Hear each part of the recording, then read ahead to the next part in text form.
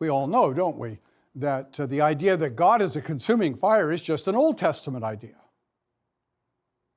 This is a trick question. This is to see if you're paying attention. Is it true that it's just an Old Testament idea that God is a consuming fire? No, because this very verse, Deuteronomy 4, verse 24, is quoted in Hebrews 12, verse 29.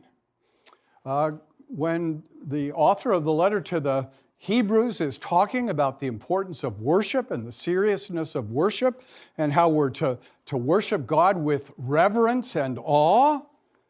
That's a New Testament command, not an Old Testament command. It's also an Old Testament command.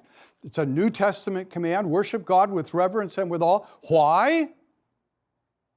Because our God is a consuming fire. Quotes this verse from the Old Testament.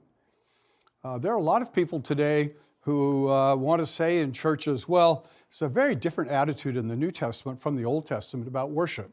God was very serious and particular about worship in the Old Testament, but in the New Testament, you can pretty much do what you want. It's not true. Be careful how you worship.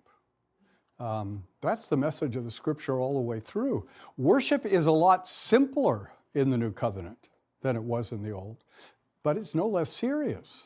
God is no less serious, and the relationship He wants with His people is no less serious and profound. And so here is one of the many places in Deuteronomy where we hear an echo in the New Testament that really deepens our understanding of that New Testament teaching itself.